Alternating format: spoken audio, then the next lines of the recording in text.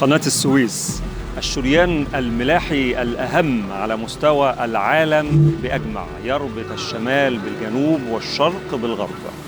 قناة حفرها الأجداد وحررها الآباء ويطورها الأبناء، ومسلسل تطور لا يتوقف ولا ينتهي، وكل يوم كل يوم مع كل إشراقة شمس يدخل في حيز الخدمة في قناة السويس، في هيئة قناة السويس، عنصر جديد فاعل في إدارة وتسيير الحركة في هذا الشريان الملاحي الهام. والنهاردة وإحنا واقفين في بورسعيد في ترسانة هيئة قناة السويس، معانا القاطرة أمين زيد. أمين زيد بتدخل الخدمة النهاردة ويرفع عليها العلم بعد قليل لتبدأ الخدمة الفعلية ضمن 6 قاطرات يتم تصنيعها.